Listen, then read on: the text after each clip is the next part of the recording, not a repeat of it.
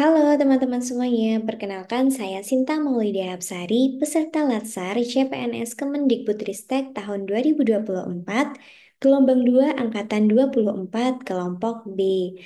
Pada kesempatan ini, saya akan membahas tentang analisis isu manajemen ASN.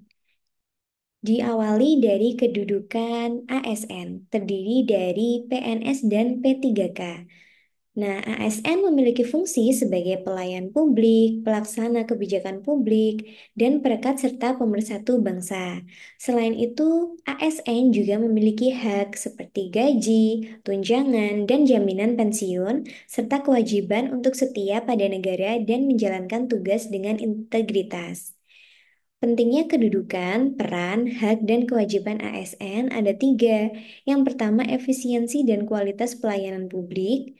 Yang kedua, menjamin kesejahteraan ASN. Yang ketiga, kepatuhan dan kedisiplinan. Selanjutnya adalah kode etik ASN. Ada 5 kode etik. Yang pertama adalah integritas, berkaitan dengan tindakan yang jujur, adil, dan transparan. Kemudian ada komitmen, yaitu tanggung jawab, loyalitas, dan setia kepada Pancasila, UUD 1945, dan NKRI. Yang ketiga ada kepatuhan. Sebagai ASN, kita diharapkan bisa mematuhi semua peraturan perundang-undangan yang berlaku. Kemudian yang keempat adalah profesionalisme. Sebagai ASN, kita perlu menunjukkan kompetensi, keterampilan, dan pengetahuan yang memadai dalam menjalankan tugas, serta terus meningkatkan kapasitas diri melalui pendidikan dan pelatihan.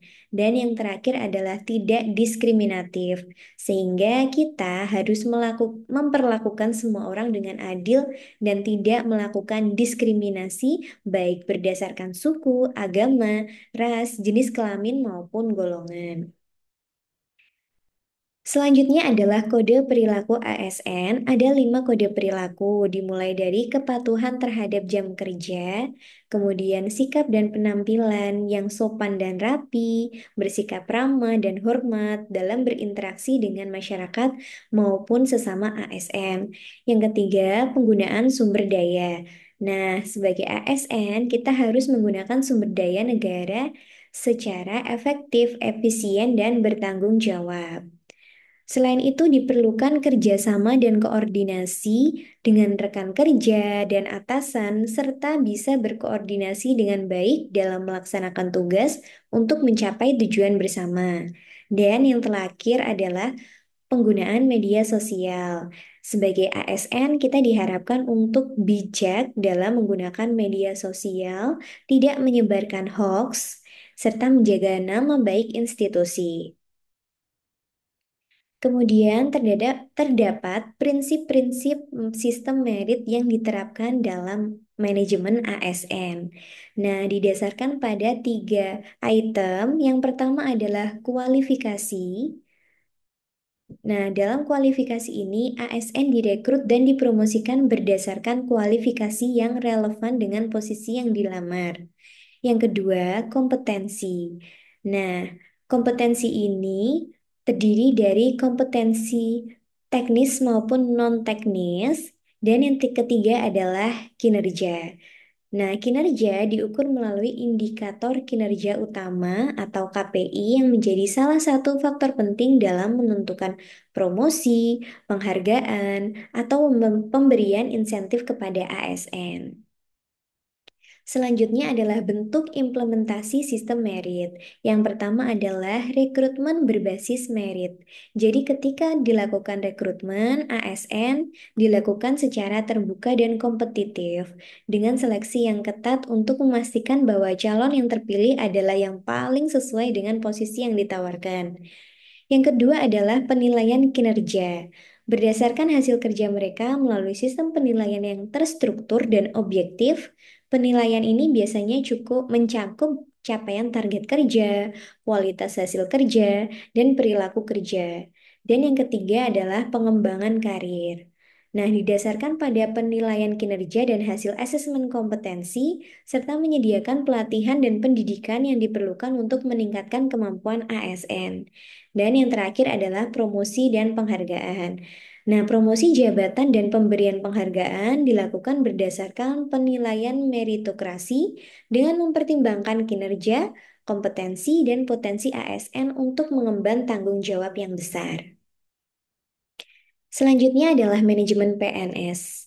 Nah, manajemen PNS ini meliputi penyusunan dan penetapan kebutuhan pegawai, pengadaan, pangkat dan jabatan, pengembangan karir, promosi, mutasi, penilaian kinerja, penggajian, dan tunjangan, serta penghargaan dan disiplin.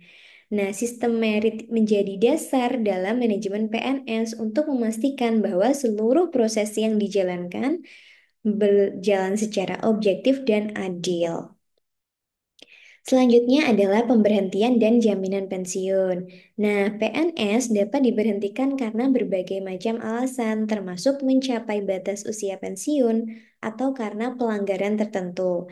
Nah, ada juga jaminan pensiun dan jaminan hari tua yang diberikan untuk memastikan kesejahteraan PNS setelah pensiun. Nah, berikut ini adalah kondisi manajemen ASN pada saat ini. Yang pertama, kualitas SDM yang bervariasi. Jadi, antara satu instansi dengan instansi lain memiliki sumber daya manusia yang berbeda. Kemudian, pelaksanaan sistem merit yang belum optimal. Jadi, aplikasi sistem merit itu masih belum optimal karena di beberapa institusi atau instansi mungkin masih ada yang belum mengaplikasikan sistem merit ini. Yang ketiga, kurang inovasi dan efisiensi. Yang keempat, penilaian kinerja yang tidak optimal. Yang kelima, disiplin dan kode etik yang kurang ditegakkan. Dan yang terakhir, kesejahteraan yang kurang merata. Nah, lalu kondisi manajemen ASN yang diinginkan adalah pertama adalah ASN yang kompeten dan profesional. Kedua, implementasi sistem merit yang konsisten. Ketiga, birokrasi yang inovatif dan efisien. Dan yang keempat adalah sistem penilaian kinerja yang akurat dan berbasis hasil. Yang kelima, disiplin dan kode etik yang tegas dan adil. Dan yang terakhir adalah peningkatan kesejahteraan ASN.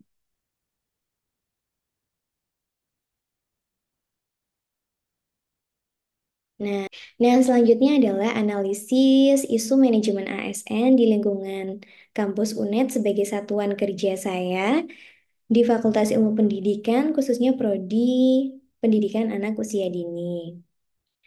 Nah, saya menemukan beberapa isu mengenai manajemen ASN. Terdapat 5 isu yang saya dapat jabarkan. Yang pertama adalah isu produktivitas dosen dalam bekerja sama dengan dosen prodi lain.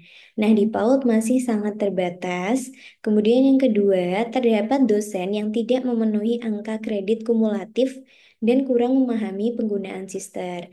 Nah, ini berkaitan dengan dosen-dosen yang memang mungkin sudah berusia lanjut sehingga dalam penggunaan dan pengaplikasian sister masih sering terkendala. Kemudian yang ketiga adalah website jurnal yang ada di prodi sering tidak bisa diakses dan belum optimalnya peningkatan akreditasi jurnal. Yang keempat, kampus belum mengoptimalkan penerapan penggunaan LMS di website yang sudah tersedia sehingga media pembelajaran belum optimal. Yang kelima, isu profesionalisme dosen dalam membimbing mahasiswa ketika menyelesaikan tugas akhir atau skripsi. Nah, berdasarkan dari 5 isu tersebut, saya melakukan screening menggunakan analisis APKL. Nah, dari kelima isu, terdapat 2 isu yang masih belum atau tidak memenuhi syarat, yakni isu pertama dan isu kedua tidak memenuhi syarat dalam hal kelayakan dan layak. Sehingga terdapat 3 isu yang masuk ke dalam screening APKL yang memenuhi syarat, yaitu isu ketiga mengenai website jurnal, isu keempat penggunaan LMS yang belum optimal, dan isu yang kelima adalah isu profesionalisme dosen dalam membimbing mahasiswa menyelesaikan tugas akhir atau skripsi. Nah, dari ketiga isu tersebut, saya akan menganalisis menggunakan USG, yakni urgency, seriousness, dan growth. Nah, saya menggunakan interval dari angka satu yang sangat mendesak, angka 2 tidak mendesak, angka 3 cukup mendesak, angka 4 mendesak, dan angka 5 sangat mendesak. Berdasarkan analisis USG, saya sudah mendapatkan ranking prioritas isu. Nah, dari isu yang pertama terkait dengan website jurnal yang sering tidak bisa diakses dan belum optimalnya peningkatan akreditasi jurnal, mendapatkan jumlah skor 13, kemudian optimalisasi penerapan penggunaan LMS, mendapatkan jumlah skor 11, dan isu profesionalisme dosen dalam membimbing mahasiswa ketika menyelesaikan tugas akhir atau skripsi mendapatkan skor 15.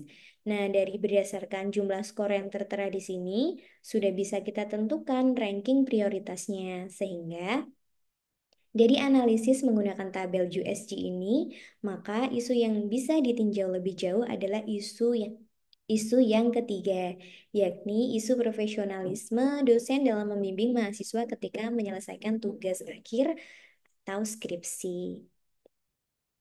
Selanjutnya adalah identifikasi penyebab. Di sini saya menggunakan teknik fishbone untuk menemukan penyebab isu yang saya angkat.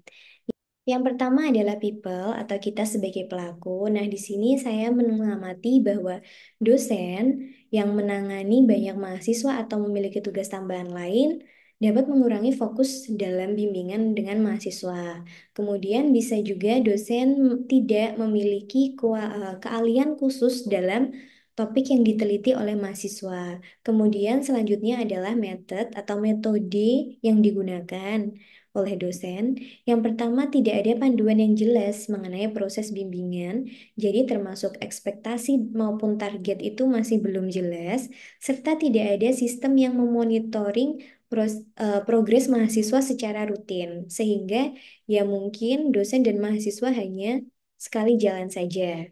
Kemudian yang kedua, metode bimbingan yang digunakan oleh dosen mungkin tidak cocok atau kurang efektif jika digunakan atau diaplikasikan terhadap mahasiswa tertentu. Selanjutnya yang ketiga adalah materials.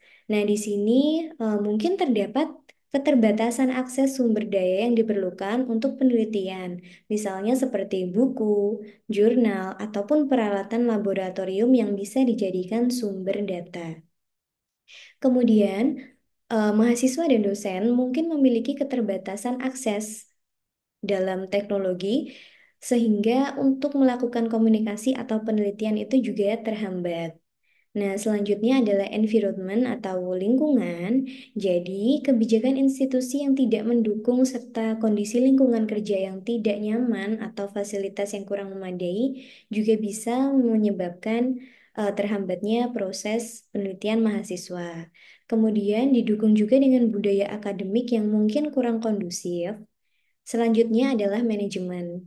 Nah, karena tidak ada evaluasi kinerja bimbingan atau feedback dari mahasiswa yang bisa digunakan untuk meningkatkan kualitas bimbingan, maka bimbingan bisa saja berjalan dengan lambat. Kemudian yang kedua, pembagian tugas yang tidak merata di antara dosen dengan sebagian dosen yang lain. Jadi mungkin ada satu dosen yang hanya memegang 5 mahasiswa, namun ada dosen lain yang memegang sampai 15 mahasiswa. Kemudian machine or technology, nah ini berkaitan dengan penggunaan mesin maupun teknologi. Yang pertama, yakni kurangnya penggunaan teknologi untuk mendukung proses bimbingan, seperti menggunakan platform online ataupun screening progress, sejauh mana perkembangan progres penelitian mahasiswa. Kemudian masalah teknis atau keterbatasan akses ke alat bantu digital yang digunakan untuk komunikasi dan pengelolaan bimbingan. Nah, dari penjabaran identifikasi penyebab menggunakan teknik fishbone ini dapat kita identifikasi bahwa akibat dari isu yang diangkat adalah banyak mahasiswa yang tidak lulus tepat waktu karena proses bimbingan dan revisi yang tidak dimonitoring dengan baik. Dampak jika isu terus berlanjut. Yang pertama, dampak terhadap mahasiswa. Tentunya mahasiswa yang bersangkutan akan mengalami keterlambatan lulusan. Yang kedua, kualitas tugas akhir menurun. Nah, sehingga motivasi dan kepercayaan diri mahasiswa juga menurun, bisa menyebabkan tingkat stres yang tinggi. Adapun dalam jangka waktu yang panjang, hubungan interpersonal yang memburuk antara dosen dan mahasiswa. Kemudian yang kedua, dampak terhadap institusi akademik. Yang pertama, citra institusi yang menurun, kemudian diikuti dengan penurunan kualitas lulusan, juga menurunkan kepuasan mahasiswa terhadap institusi, terutama terhadap prodi. Nah, yang ketiga adalah dampak terhadap dosen. Yang pertama adalah penurunan kredibilitas dan reputasi dosen yang bersangkutan. Yang kedua adalah konsekuensi disipliner. Dan yang ketiga adalah menurunnya motivasi dan kepuasan kerja. Kemudian upaya penanganan, di sini saya memaparkan ada 4 upaya penanganan yang bisa diambil. Yang pertama adalah pelatihan keprofesionalisme dan kompetensi. Nah, jadi institusi harus turut serta menyediakan pelatihan yang berkelanjutan bagi dosen mengenai teknik bimbingan yang efektif, etika profesional, dan cara menangani mahasiswa dengan berbagai kebutuhan. Yang kedua, pengawasan dan evaluasi bimbingan. Jadi, proses bimbingan itu perlu diawasi dan dievaluasi secara berkala oleh program studi maupun fakultas untuk memastikan bahwa standar profesionalisme dipenuhi. Kemudian yang ketiga adalah peningkatan komunikasi. Jadi, kita perlu mendorong komunikasi yang terbuka dan jujur antara dosen dan mahasiswa untuk mengidentifikasi masalah sejak dini dan mencegah terjadinya konflik. Yang terakhir adalah sistem penghargaan dan pengakuan.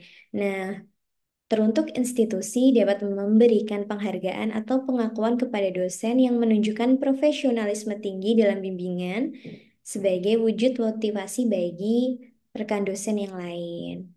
Lalu, bagaimana peran kita sebagai dosen mengatasi adanya isu tersebut?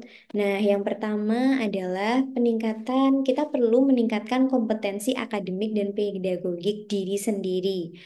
Nah, bisa melalui pelatihan berkelanjutan, kemudian memperdalam pengetahuan tentang topik-topik riset yang relevan dengan bidang yang dibimbing, serta bisa belajar dari studi kasus maupun best practice sebelum-sebelumnya.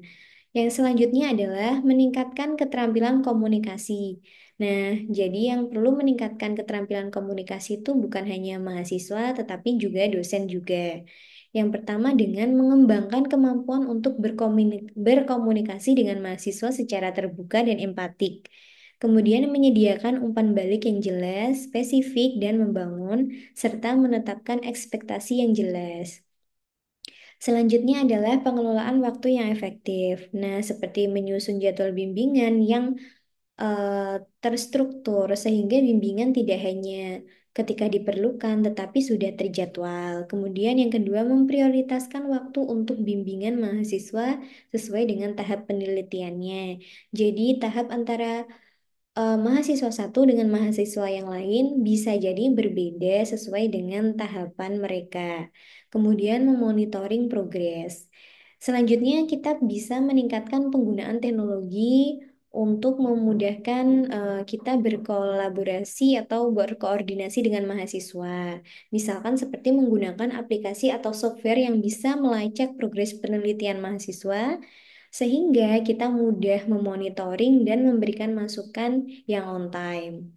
Selanjutnya, kita perlu membangun hubungan yang baik dengan mahasiswa, misalkan seperti melakukan pendekatan personalisasi, memberikan motivasi dan dukungan secara emosional, kemudian melakukan mentorship beyond academics. Dan yang terakhir, yang tidak kalah penting adalah kita perlu melakukan evaluasi dan refleksi diri, misalkan seperti menerima feedback, refleksi diri, serta benchmarking, kemudian mau berkolaborasi dan membangun networking dengan dosen lain maupun dengan komunitas akademik. Nah, demikian tadi adalah pemaparan mengenai analisis isu manajemen ASN. Semoga apa yang saya sampaikan cukup jelas. Terima kasih. Salam berakhlak.